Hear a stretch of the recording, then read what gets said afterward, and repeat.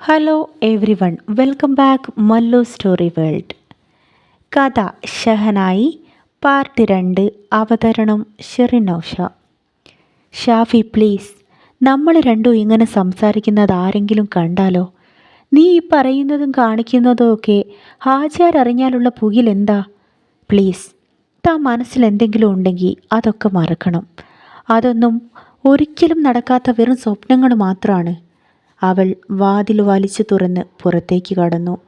ഷാഫിയുടെ ജ്യേഷ്ഠൻ്റെ ഭാര്യ ഹാജറ മുറിയിൽ നിന്നും പുറത്തേക്കിറങ്ങി വരുന്ന ഷാഹിയെ കാണുന്നുണ്ടായിരുന്നു. ഓഫീസ് റൂമിനകത്ത് ഷഹനായിക്ക് എന്താ കാര്യം? അവരവളെ നോക്കി നിന്നു. അവൾ ധൃതിയിൽ ആയിഷുമ്മാൻ്റെ മുറിയിലേക്ക് കയറിപ്പോയി. അപ്പോഴേക്കും അവിടെ നിന്നും തന്നെ വാതിൽ തുറന്ന് ഷാഫിയും പുറത്തേക്കിറങ്ങി.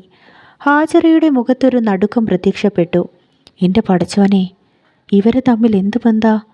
ബാപ്പയെങ്ങാനും അറിഞ്ഞാ? അവരുടെ ഉള്ളിൽ നിന്നും ഒരാളിൽ ഉയർന്നു വന്നു. വൈകുന്നേരം മാളിയേക്കൽ ഹാജിയാരുടെ വീട്ടിലെ എല്ലാ പണികളും ചെയ്തു തീർത്ത് ആമിനയും ഷഹനായിയും അവരുടെ വീട്ടിലേക്ക് തിരിച്ചുപോയി. വാതിൽ തുറന്ന് ഷഹനായി വീട്ടിലേക്ക് കയറി. ആമിനുമ്മ മുറ്റത്ത് ഉണക്കാനായി അയലിൽ വിരിച്ചിട്ട തുണികളെല്ലാം കൂടി വാരിയെടുത്തുകൊണ്ടിരുന്നു. അപ്പോഴാണ് മുൻവശത്തേക്ക് ബ്രോക്കർ മമ്മദാക്ക കയറി വന്നത്.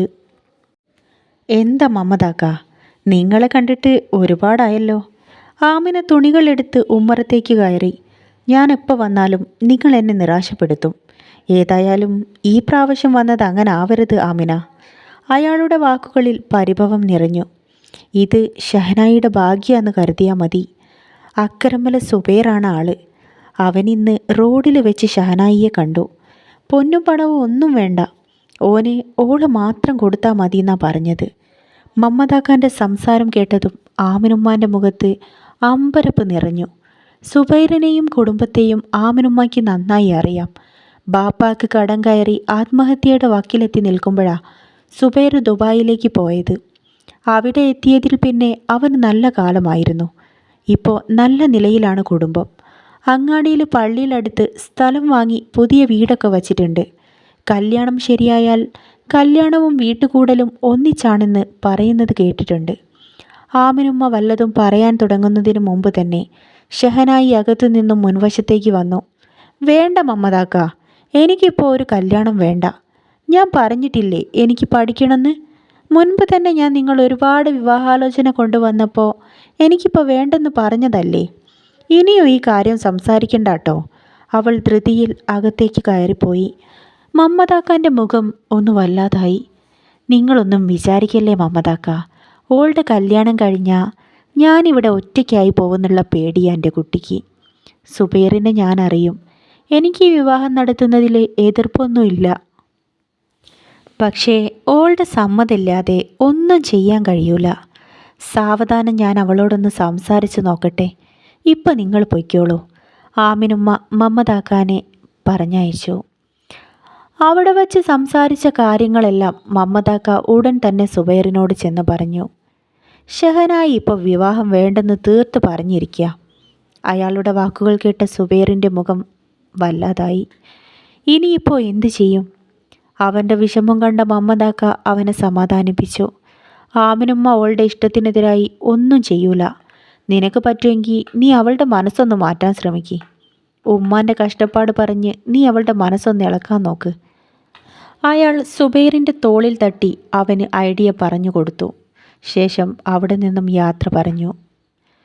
പിറ്റേ ദിവസം രാവിലെ കൂട്ടുകാരിയായ ഇന്ദുവിൻ്റെ കൂടെ പുഴയിൽ അലക്കാൻ പോവുകയായിരുന്നു ഷഹനായി. പോകും വഴിയിൽ സുബൈർ അവളെയും കാത്തു നിൽക്കുന്നുണ്ടായിരുന്നു. ഒരു ബക്കറ്റ് നിറയെ അലക്കാനുള്ള തുണികളുമായി അവൾ പതിയെ നടന്ന് അവൻ്റെ അടുത്തെത്തി. ഷാഹി. അവൾ അരികത്തെത്തിയതും സുബൈർ പതിയെ വിളിച്ചു. അവൾ റോഡിൽ നിന്ന് അവനെയൊന്ന് നോക്കി. സുബൈറിനെ അവൾക്കറിയാം.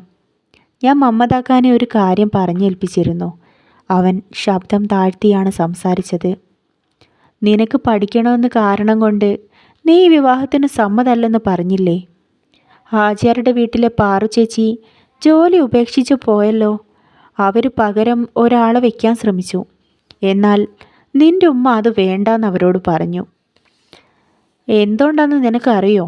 പാറു ചേച്ചി ചെയ്തുകൊണ്ടിരുന്ന ജോലി കൂടി ഇനി മുതൽ നിൻ്റെ ഉമ്മ ചെയ്തോളാന്ന് പറഞ്ഞു. എന്തിനാണെന്ന് നിനക്കറിയോ ഷാഹി? നിന്നെ മുന്നോട്ട് പഠിപ്പിക്കാൻ വേണ്ടി പൈസ ഉണ്ടാക്കുക. പാവം മാമിനുമ്മ, നിൻ്റെ ഉമ്മ. സുബൈർ ഒന്ന് നിർത്തി ഷഹനായിയുടെ മുഖത്തേക്ക് നോക്കി. അവൾ ചെറിയൊരു ഞെട്ടലോടെ തന്നെ നിൽക്കുകയാണ്. അവൾ ഈ കാര്യം അറിഞ്ഞിട്ടില്ലെന്ന് തോന്നുന്നു. ഷഹനായി ശരിക്കും പ്രയാസപ്പെട്ടു പോയി. സത്യമാണോ? താൻ ഈ കാര്യമൊന്നും അറിഞ്ഞില്ലല്ലോ. ഉമ്മ ഇത്തരം കഷ്ടപ്പാടുകളൊന്നും തന്നോട് പറഞ്ഞിട്ടില്ല. എന്താ ഷാഹി, ഈ വയസ്സുകാലത്ത് നീ ഉമ്മാനെ കഷ്ടപ്പെടുത്തുകയാണോ? അവളുടെ മനസ്സിനിളക്കം പറ്റിയെന്ന് തോന്നിയപ്പോൾ സുബൈർ വീണ്ടും ചോദിച്ചു. അവളുടെ മനസ്സ് വീണ്ടും ഇളകി. എന്ത്? താൻ ഉമ്മാനെ കഷ്ടപ്പെടുത്തുകയാണെന്നോ? നീ സമ്മതിച്ചാൽ നിന്നെ ഞാൻ പൊന്നുപോലെ നോക്കിക്കോളാം. എനിക്ക് നിന്നെ ഒരുപാട് ഇഷ്ടമായി ഷഹനായി. എൻ്റെ കുടുംബത്തോട് സ്ത്രീധനാണെന്ന് പറയാൻ വേണ്ടി ഞാൻ കുറച്ച് സ്വർണം വാങ്ങിത്തരാം. നിൻ്റെ ഉമ്മാക്ക് ഹാജിയാരുടെ വീട്ടിലെ ജോലി മതിയാക്കാം. നിൻ്റെ ഉമ്മാൻ്റെ കാര്യങ്ങളും മുന്നോട്ടൊരു മകനായിക്കൊണ്ട് ഞാൻ നോക്കിക്കോളാം. ഷഹനായി അവൻ്റെ വാക്കുകളെല്ലാം കേട്ട് ആകെ ധർമ്മസങ്കടത്തിലായി കഴിഞ്ഞിരുന്നു. ഉമ്മ എല്ലാ സങ്കടങ്ങളും തന്നോട് പറയാതെ സ്വയം അനുഭവിക്കുകയാണ്. അവളുടെ കണ്ണുകൾ നിറഞ്ഞു തുളുമ്പി. എന്തു പറയണമെന്നറിയാതെ അനക്കമില്ലാതെ അവൾ നിന്നു. സുബൈർ വണ്ടിയിൽ കയറി ദൂരേക്ക് പോയി മറഞ്ഞു കഴിഞ്ഞിരുന്നു. സുബൈറുമായി തൻ്റെ നിക്കാഹോ?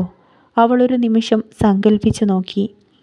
നിക്കാഹിനെക്കുറിച്ച് ഓർക്കുമ്പോൾ ആദ്യം മനസ്സിൽ തെളിയുന്ന മുഖം അത് ഷാഫിഖാൻ്റെ മുഖമാണ്.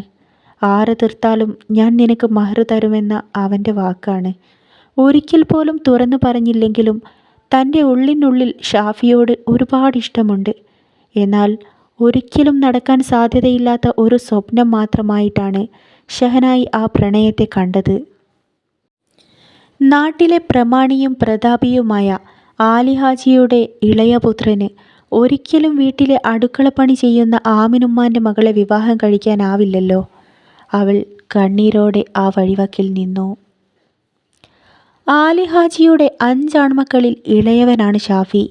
കുഞ്ഞുനാളിലെ ഷഹനായിയുടെ ഉപ്പയായ അലവിക്ക മരണപ്പെട്ടു. അവൾക്ക് ഉപ്പയെ കണ്ട ഓർമ്മ പോലും മനസ്സിലില്ല. ആലിഹാജിയുടെ വീട്ടിലെ പറമ്പിലെ പണിക്കാരനായിരുന്നു അലവിക്ക. അലവിക്കാൻ്റെ മരണശേഷം ആലിഹാജിയുടെ വീട്ടിലെ അടുക്കളപ്പണിയിൽ സഹായിക്കാൻ ആമിനുമ്മ പോയി തുടങ്ങി. അങ്ങനെ കിട്ടുന്ന വരുമാനത്തിലാണ് ഷഹനായിയും ആമിനുമ്മയും ജീവിച്ചത്.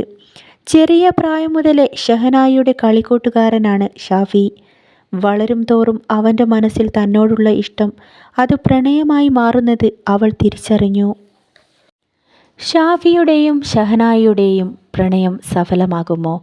അതല്ല ഒരിടവഴിയിൽ വച്ച് കണ്ട സുബൈറിൻ്റെ പ്രണയം അതാണോ നടക്കാൻ പോകുന്നത്? കാത്തിരുന്ന് കാണാം. ഷഹനായി കഥയുടെ അടുത്ത പാർട്ടുമായി ഞാൻ ഉടൻ തന്നെ വരുന്നതാണ്.